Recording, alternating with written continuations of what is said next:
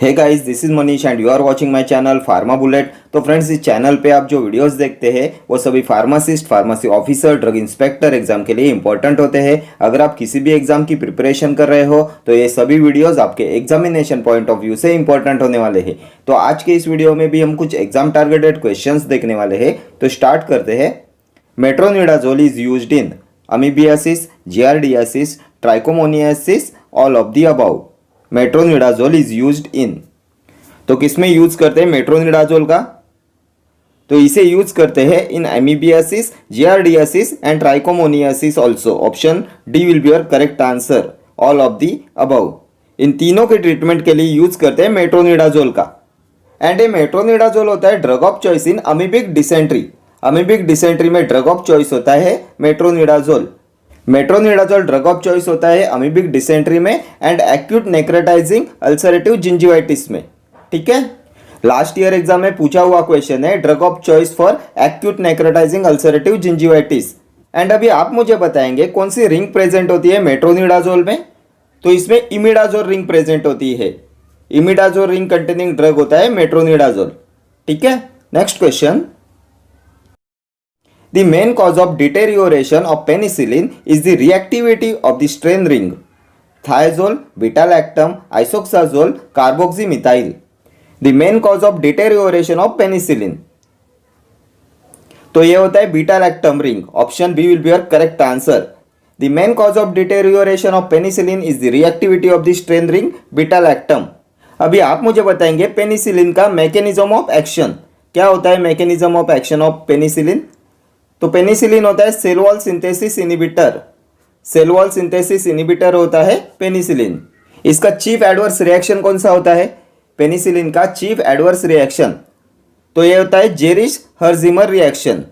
Examination point of view से important है penicillin का mechanism of action and Jarisch Herxheimer reaction, adverse drug reaction. ठीक है, next question. Which antimicrobial should be avoided in patients of liver disease? Tetracycline, cotrimoxazole, cephalaxine, ethambutol. तो कौन सा antimicrobial avoid करना चाहिए in patients of liver disease? तो liver disease patients में tetracyclines को अवॉइड करते हैं। Option A will be your correct answer. Tetracycline should be avoided in patients of liver disease. और ये टेट्रासाइक्लिन भी एग्जामिनेशन पॉइंट ऑफ व्यू से important है। ये फोटोसेंसिटिविटी रिएक्शन कॉज कराता है, then discolouration of teeth cause कराता है। इसे मिल्क के साथ में नहीं देते, not given with milk because insoluble chelates is formed. Then calcium can reduce the absorption of tetracycline, so it should be avoided with calcium supplements. ठीक है, ये सभी लास्ट ईयर एग्जाम में पूछे गए क्वेश्चन है टेट्रासाइक्लिन के ऊपर। Next question. Emulsions made with tweens are usually unstable, water in oil type, oil in water type और क्लियर। क्या होते हैं इमल्शंस मेड विथ ट्विन्स? तो ये होते हैं oil in water type. Option C will be your correct answer. Emulsions made with tweens are usually oil in water type. अभी आप मुझे बताएंगे oil in water type of emulsions की HLB value कितनी होती है? HLB value of oil in water type of emulsions की तो ये होती है 8 to 18 and water in oil type of emulsions की होती है 3 to 6। HLB वैल्यू भी इंपॉर्टेंट होती है एग्जामिनेशन पॉइंट ऑफ व्यू से। Water in oil type of emulsions की होती है 3 to 6 and oil in water type of emulsions की होती है 8 to 18। And HLB system was discovered by Griffin. Last year exam में पूछा हुआ क्वेश्चन है HLB system was discovered by Griffin. ये water in oil type of emulsions की होती है 3 to 6, oil in water type of emulsions की होती है 8 to 18 और ये वेटिंग एजेंट की होती है 7 to 9। वेटिंग एजेंट्स की HLB वैल्यू होती है 7 to 9। ठीक है, next question. 1 teaspoon full contains 10 ml, 4 ml, 8 ml और 30 ml। तो कितना होता है 1 टीस्पून फुल? तो ये होता है 4 ml। Option B will be your correct answer. 4 ml होता है 1 टीस्पून फुल, देन 8 ml होता है 1 डेजर्ट स्पून फुल, 15 ml होता है 1 table spoon full and 30 ml होता है 1 फ्लूइड आउंस। 1 फ्लूइड आउंस होता है 30 ml। देन 1 ड्रॉप होता है 0.06 ml। ठीक है, 1 टीस्पून फुल होता है 4 ml, 1 डेजर्ट स्पून फुल होता है 8 ml, 1 टेबल स्पून फुल होता है 15 ml, देन 1 फ्लूइड आउंस होता है 30 ml। ठीक है, next question. The pollen antibiotics primarily act by inhibiting fungal ergosterol synthesis, creating micropores in fungal cell membrane, inhibiting fungal DNA synthesis, disorienting microtubules in fungal cells. The pollen antibiotics primarily act by, क्या होता है pollen antibiotics का mechanism of action? तो ये act करते हैं by creating micropores in fungal cell membrane. Option B will be your correct answer. Creating micropores in fungal cell membrane. अभी आप मुझे बताएंगे ये इनहिबिटिंग फंगल अर्गोस्टेरॉल सिंथेसिस किसका मैकेनिज्म ऑफ एक्शन होता है? तो ये होता है अजोल्स का mechanism of action, inhibiting fungal ergosterol synthesis. And disorienting microtubules in fungal cells होता है ग्रीसियोफोल्विन का मैकेनिज्म ऑफ एक्शन. ग्रीसियोफोल्विन का मैकेनिज्म ऑफ एक्शन होता है disorienting microtubules in fungal sales. ये माइक्रोट्यूबुल सिंथेसिस इनहिबिटर होता है ग्रीसियोफोल्विन. एंड अजोल्स कराते हैं inhibiting fungal ergosterol synthesis. And ये पॉलिन एंटीबायोटिक्स होते हैं एम्फोटेरिसिन बी, निस्टैटिन, हेमाइसिन, ये सभी होते हैं पॉलिन एंटीबायोटिक्स. ठीक है. Next question. Choose the antimicrobial which acts by interfering with DNA function in the bacteria. Chloramphenicol, ciprofloxacin, streptomycin और vancomycin. Antimicrobial which acts by interfering with DNA function in the bacteria. तो ये होता है ciprofloxacin. Option B will be your correct answer. Ciprofloxacin acts by interfering with DNA function in the bacteria. ये ciprofloxacin होता है DNA gyrase inhibitor. ये act करता है by interfering with DNA function in the bacteria. और ये होता है फ्लोरोक्विनोलोन. सिप्रोफ्लॉक्सासिन होता है फ्लोरोक्विनोलोन. ये डीएनए गायरेज इनहिबिटर होता है. देन ये ड्रग ऑफ चॉइस होता है in urinary tract infection. Drug of choice in UTI होता है सिप्रोफ्लॉक्सासिन. देन ये चिल्ड्रन में कार्टिलेज डैमेज कॉज कराता है. देन कैल्शियम सप्लीमेंट के साथ में इसे अवॉइड करते हैं because it interacts with calcium and calcium can reduce it's absorption. इसलिए इसे कैल्शियम सप्लीमेंट के साथ में अवॉइड करते हैं.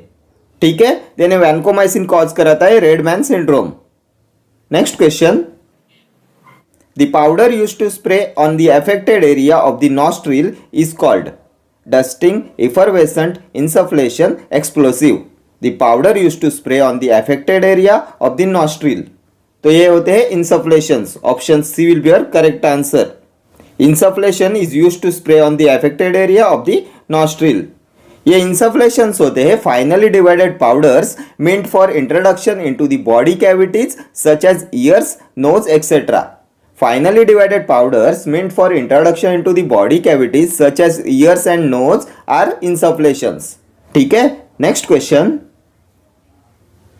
Ointment containing insoluble medicament is prepared by the method fusion, emulsion, trituration, miscellaneous. Ointment containing insoluble medicament is prepared by the method. तो इनमें से कौन से मेथड से प्रिपेयर करते हैं ointment containing insoluble medicament?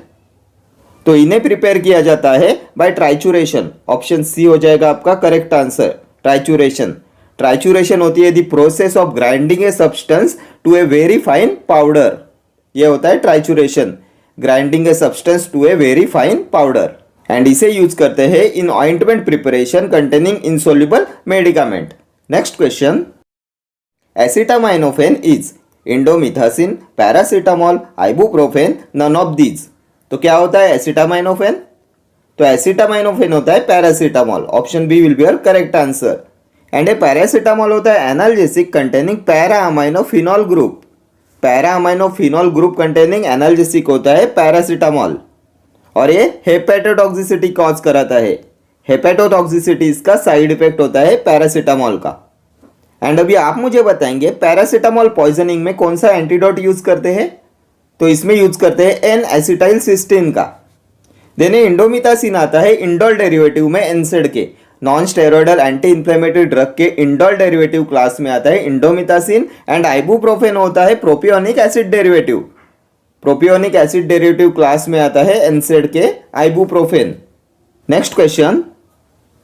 Following drugs are fluoroquinolones except norfloxacin, ciprofloxacin, ofloxacin, nalidixic acid. तो इनमें से कौन सा नहीं है फ्लूरोक्विनोलॉन?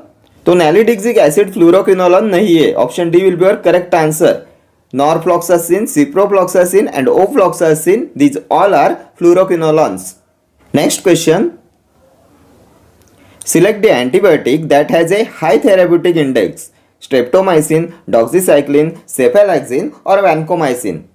Antibiotic that has a high therapeutic index. तो किसका होता है high therapeutic index?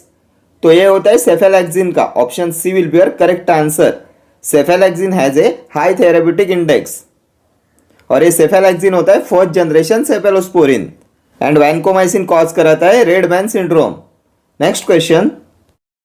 Machinery purchased on credit will be recorded in purchase book, sales book, journal proper और cash book. Machinery purchased on credit will be recorded in. तो इसे record करते हैं journal proper में. Option C will be your correct answer. Machinery purchased on the credit will be recorded in journal proper and cash sales are recorded in cash book. Next question. Bacteriostatic agent is ceftriaxone, gentamicin, cotrimoxazole और chloramphenicol. इनमें से कौन सा है bacteriostatic agent is? तो bacteriostatic होता है chloramphenicol. Option d will be your correct answer. Chloramphenicol होता है बैक्टीरियोस्टैटिक और एक क्लोरामफेनिकॉल होता है drug of choice in typhoid fever. Typhoid fever में ड्रग ऑफ चॉइस होता है chloramphenicol. Then grey baby syndrome is caused by chloramphenicol. ये क्लोरामफेनिकॉल कॉज कराता है ग्रे बेबी सिंड्रोम एंड इसे अवॉइड करते हैं न्यूबॉर्न्स में. देन अभी आप मुझे बताएंगे इसका मैकेनिज्म ऑफ एक्शन क्या होता है. Mechanism of action of chloramphenicol. तो ये होता है प्रोटीन सिंथेसिस इनिबिटर. क्लोरामफेनिकॉल होता है प्रोटीन सिंथेसिस इनिबिटर और ये जो प्रोटीन सिंथेसिस इनिबिटर्स होते हैं वो सभी होते हैं bacteriostatic. All protein synthesis inhibitors are bacteriostatic except aminoglycosides. All protein synthesis inhibitors are bacteriostatic except aminoglycosides. ठीक है. Next question. Left hand side of an account is known as asset side, liabilities side, debit side और credit side. तो क्या होता है left hand side of an account? तो ये होता है debit side. Option C will be your correct answer. Next question. Which antibiotic is bacteriostatic but becomes bactericidal at higher concentration? Antibiotic is bacteriostatic but becomes bactericidal at higher concentration. Erythromycin, tetracycline, chloramphenicol और ampicillin. इनमें से कौन सा है bacteriostatic but becomes bactericidal at higher concentration? तो ये होता है एरिथ्रोमाइसिन. ऑप्शन ए हो जाएगा आपका करेक्ट आंसर. एरिथ्रोमाइसिन होता है bacteriostatic but becomes bactericidal at higher concentration और ये एरिथ्रोमाइसिन होता है macrolide antibiotic. Macrolide class of antibiotics में आता है एरिथ्रोमाइसिन. ये ड्रग ऑफ चॉइस होता है इन पर्टूसिस. पर्टूसिस में होता है ड्रग ऑफ चॉइस एरिथ्रोमाइसिन. ये एंजाइम इनिबिटर होता है. इसका मैकेनिज्म ऑफ एक्शन क्या होता है? What is mechanism of action of erythromycin? तो ये इनिबिट कराता है प्रोटीन सिंथेसिस को at 50s ribosomal subunit. Inhibition of protein synthesis at 50s ribosomal subunit ये होता है mechanism of action of erythromycin. ये होता है मैक्रोलाइड एंटीबायोटिक और इस एरिथ्रोमाइसिन को थियोफाइलिन के साथ में अवॉइड करते हैं बिकॉज ये थियोफाइलिन की प्लाज्मा लेवल को इंक्रीज कराता है लीडिंग टू इट्स टॉक्सिसिटी. ये थियोफाइलिन टॉक्सिसिटी कॉज कराता है इसलिए इसे अवॉइड करते हैं विथ थियोफाइलिन. देन क्लोरामफेनिकॉल के बारे में अभी हमने देखा. ये ड्रग ऑफ चॉइस होता है in typhoid fever, grey baby syndrome cause कराता है, न्यूबॉर्न्स में इसे अवॉइड करते हैं, प्रोटीन सिंथेसिस इनिबिटर होता है. ठीक है. बैक्टीरियोस्टैटिक होता है.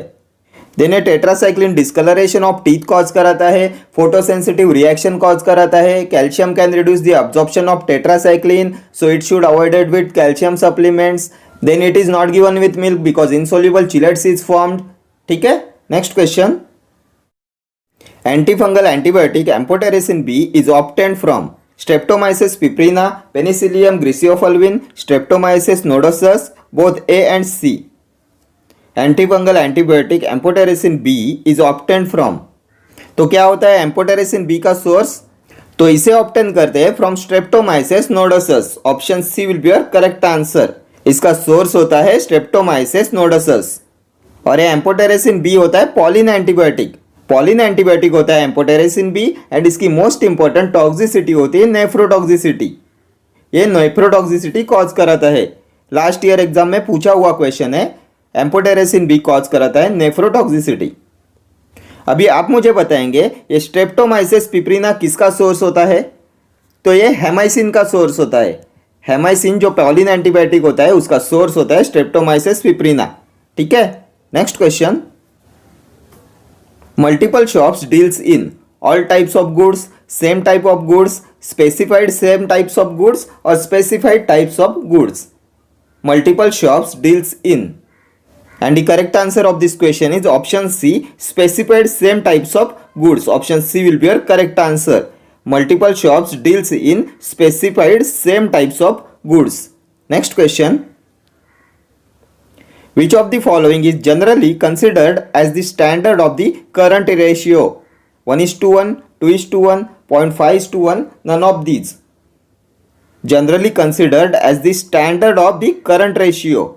तो क्या होता है standard of the current ratio? तो ये होता है 2:1. Option B will be your correct answer.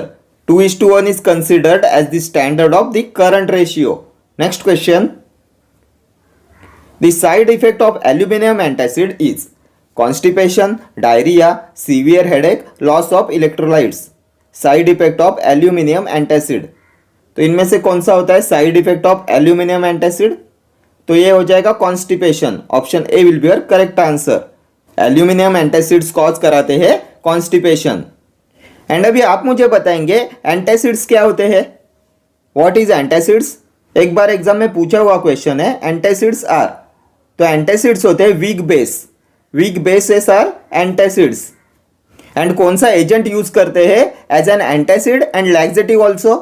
The agent used both as an antacid and laxative. तो ये होता है magnesium hydroxide. Magnesium hydroxide is used both as an antacid and laxative. ठीक है, next question. The main side effect of heparin is GIT irritation, headache, haemorrhage, none. Main side effect of heparin, तो heparin का main side effect होता है haemorrhage. Option C will be your correct answer. Heparin cause कराता है haemorrhage. And ये heparin भी examination point of view से most important है. हेपेरिन होता है parenteral anticoagulant. Rapidly acting anticoagulant होता है heparin. Then drug obtained from animal source होता है heparin. Heparin is obtained from sheep's lung. Sheep's के लंग्स से ऑब्टेन करते हैं हेपेरिन को. लास्ट ईयर एग्जाम में पूछा हुआ क्वेश्चन है. Heparin is obtained from sheep's lung and drug obtained from animal source is heparin. Then अभी आप मुझे बताएंगे हेपेरिन का मैकेनिज्म ऑफ एक्शन. कैसे एक्ट करता है हेपेरिन? तो heparin prevents blood coagulation by inhibiting thrombin catalysed conversion of fibrinogen to fibrin. Last year exam में पूछा हुआ क्वेश्चन है. Heparin prevents blood coagulation by inhibiting thrombin catalysed conversion of fibrinogen to fibrin. ठीक है. Then एक बार exam में पूछा गया था which animal is used for the bioassay of heparin? तो ये था sheep. Animal is used for the bioassay of heparin is sheep. ठीक है, next question. Caffeine should be avoided in peptic ulcer patients, epilepsy patients, oedema patients, CCF patients. तो इनमें से किस में अवॉइड करना चाहिए कैफीन को? तो caffeine should be avoided in peptic ulcer patients. और ये कैफीन होता है 137 ट्राइमिथाइल ज़ैंथिन. प्यूरिन एल्कलॉइड्स में आता है कैफीन और इसकी आइडेंटिफिकेशन टेस्ट होती है म्यूरेक्साइड टेस्ट. 137 ट्राइमिथाइल ज़ैंथिन होता है कैफीन. देन ये होता है प्यूरिन एल्कलॉइड्स. आइडेंटिफिकेशन टेस्ट होती है murexide test. And caffeine should be avoided in peptic ulcer patients. ये सभी कभी ना कभी एग्जाम में पूछे हुए क्वेश्चन है. ठीक है, next question. The initial distribution of a drug into the tissues is determined chiefly by the rate of blood flow to the tissue, glomerular filtration rate, stomach emptying time, drug affinity for the tissue. The initial distribution of a drug into the tissues is determined chiefly by the. तो इनमें से किसे determine किया जाता है initial distribution of a drug into the tissues? तो इसे determine किया जाता है by the rate of blood flow to the tissue. Option A will be your correct answer. The initial distribution of a drug into the tissues is determined by the rate of blood flow to the tissue. ठीक है, next question. Which of the following antiretroviral drugs belongs to the non-nucleoside reverse transcriptase inhibitors? Nevirapine, indinavir, ribavirin, स्टेवुडिन.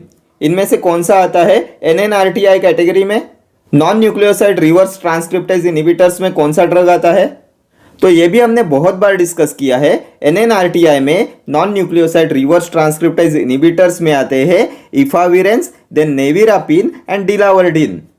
So option a हो जाएगा आपका correct answer. Nevirapine, delavirdine and efavirenz ये सभी होते हैं non nucleoside reverse transcriptase inhibitors. Then ये navir वाले जो भी ड्रग होते हैं ये होते हैं प्रोटीज इनहिबिटर्स। सैक्विनाविर, रिटोनाविर, इंडिनाविर, लोपिनाविर, नेल्फिनाविर ये सभी होते हैं प्रोटीज इनहिबिटर्स। देन अभी आप मुझे बताएंगे एनआरटीआई में कौन से ड्रग आते हैं? न्यूक्लियोसाइड रिवर्स ट्रांसक्रिप्टेज इनहिबिटर्स कौन से होते हैं? तो इसमें आता है स्टैवुडिन, जिडोवुडिन, देन लैमिवुडिन, एबेकाविर, डिडोनासाइन ये सभी होते हैं न्यूक्लियोसाइड रिवर्स ट्रांसक्रिप्टेज इनहिबिटर्स। ठीक है, next question. 1 milligram of insulin contains how many units? 20, 16, 24 or 21? 1 milligram of insulin contains how many units?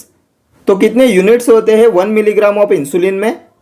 तो 1 मिलीग्राम इंसुलिन में होते हैं 24 यूनिट्स। ऑप्शन सी हो जाएगा आपका करेक्ट आंसर, 24 यूनिट्स। देन अभी आप मुझे बताएंगे इंसुलिन में कितने अमाइनो एसिड्स प्रेजेंट होते हैं? तो insulin contains 51 amino acid. Chain A में होते 21 अमाइनो एसिड, चेन बी में होते 30 अमाइनो एसिड और chain A and chain B में डाइसल्फाइड बॉन्ड प्रेजेंट होता है। ठीक है, देन इंसुलिन का स्टोरेज कंडीशन क्या होता है? तो insulin should be stored at 2 to 8 degree Celsius. बहुत बार एग्जाम में पूछा हुआ क्वेश्चन है, insulin should be stored at 2 to 8 degree Celsius. Then कौन सा शेड्यूल में आता है इंसुलिन? तो शेड्यूल जी में आता है इंसुलिन इंजेक्शन आते हैं शेड्यूल जी में। देन इसका रूट ऑफ एडमिनिस्ट्रेशन क्या होता है? कैसे देते हैं इंसुलिन को? तो इसे देते हैं सबक्यूटेनियसली। इसका रूट ऑफ एडमिनिस्ट्रेशन होता है सबक्यूटेनियस। इंसुलिन पे हर एग्जाम में क्वेश्चन पूछा जाता है। इंसुलिन का क्लासिफिकेशन भी एग्जामिनेशन पॉइंट ऑफ व्यू से मोस्ट इंपॉर्टेंट है। कौन सा होता है शॉर्ट एक्टिंग, देन कौन सा आता है लॉन्ग एक्टिंग में, इंटरमीडिएट एक्टिंग कौन सा होता है, अल्ट्रा लॉन्ग एक्टिंग कौन सा होता है, ये सभी क्वेश्चन अभी तक के पूछे हुए क्वेश्चन है। एक बार इंसुलिन का क्लासिफिकेशन मेरे साथ रिवाइज कर लो। अल्ट्रा शॉर्ट एक्टिंग कौन से होते हैं? तो lispro, aspart, glulisine. Lispro, aspart and glulisine होते हैं ultra short acting. Short acting में आता है regular insulin. Then long acting होते हैं protamine, zinc insulin, then degludec, glargine, detemir ये होते हैं long acting. Then intermediate acting होते हैं insulin, zinc suspension and NPH, neutral, protamine, Hagedorn ये होते हैं इंटरमीडिएट एक्टिंग। देन एक बार एग्जाम में पूछा गया था कौन से इंसुलिन का ड्यूरेशन ऑफ एक्शन होता है 40 आवर्स। कौन से इंसुलिन का ड्यूरेशन ऑफ एक्शन होता है 40 आवर्स? तो ये होता है डिग्लूडैक का ड्यूरेशन ऑफ एक्शन होता है 40 आवर्स। ये होता है अल्ट्रा लॉन्ग एक्टिंग इंसुलिन। ठीक है, okay friends, thank you for watching this video. See you in the next video. Till then do like, share, comment and subscribe to my channel. Thank you.